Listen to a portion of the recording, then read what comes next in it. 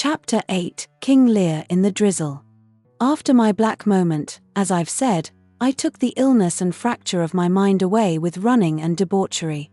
But there was one other incident, which had no bearing upon my recovery, but it did have an utmost impact on my life, and I wish to relate it now. In my self-remedy of recovery, I would wander for hours with the dogs in the fields and regularly venture down by the canal, river, and across the 2 bridges to Temple Newsam Park and grounds.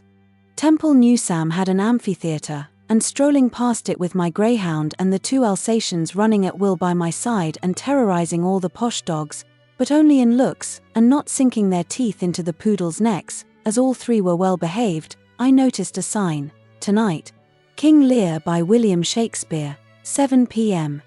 I can't remember the name of the amateur dramatic company who put on the play, but I can remember the rest of the day. At that time of blackness, I was a strong reader of literature, which the doctor had initiated, and for every word in a book I didn't understand, I'd underline the word and then practice it stupidly in a sentence at the first available opportunity. I know it was pretentious crap, but all children learn new words and get them wrong and are corrected. And, remember, I was a tolerant fellow for one so young. I had a desire to learn, and that fucked off everything else. I always resisted reading Shakespeare until that day, both at grammar school, where I couldn't stand it, and when the doctor first ordered, "Read him." I couldn't and didn't, for I felt intellectually unprepared, and was afraid I wouldn't understand it. I took the dogs back home and didn't think at all about returning in the evening, as the day was beautiful, and it was summer, and I'd intended to undertake a long run instead. However, my blackness was still there and with it inertia. I didn't make the run but merely sat in 955 staring at the walls. King Lear was ripe for me.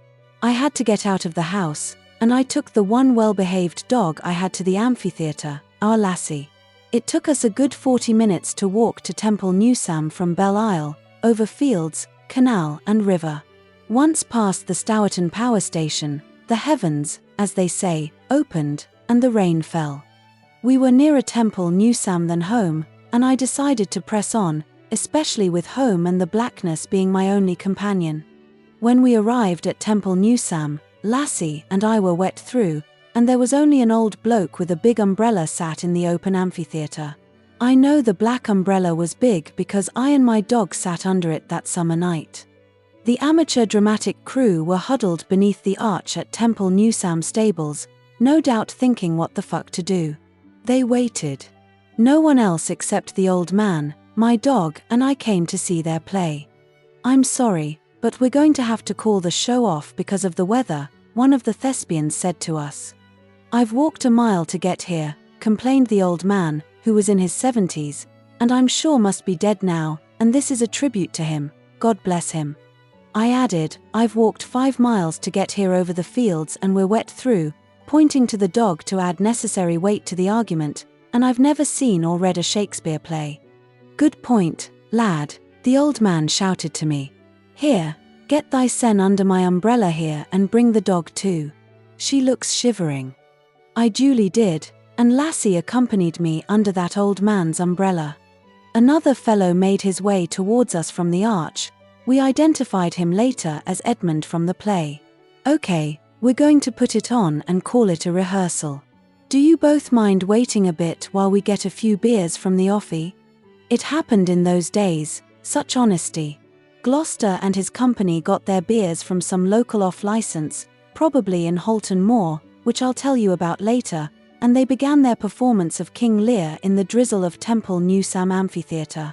I could lie, and I could say, there was a storm, but I'd be lying. It simply pissed it down and it became dark, but the lights of the amphitheatre still shone, and I still feel emotional even now watching that amazing play performed by a set of drunken Thespians. The Thespians weren't drunk at the beginning, and neither were they legless at the end.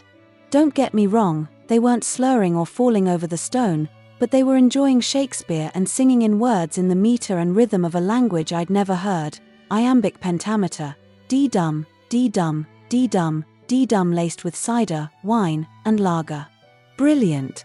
Enchanting and totally mesmeric it was. I loved it, and so did the old man too. And when King Lear looked upon Cordelia on the floor, dead and pissed as well, I think, the effect was heart-wrenching for me. I was still waiting for Cordelia to wake up in the play, but instead the actor finished her performance, and she went for another can of beer. I've seen almost 50 plays of Shakespeare since, and I can honestly say that performance of King Lear was astounding, and the best I've ever seen. I wasn't drunk, but had that blackness in me, and the play happened when my nerves were supremely alive to the theme of the play, the poetry of the play, the universality of the play, and, of course, the song of meter in the play, which those amateur thespians performed with brilliance. I shall never forget it. The following day, the sun was guaranteed to shine, and I went again with Lassie to watch King Lear.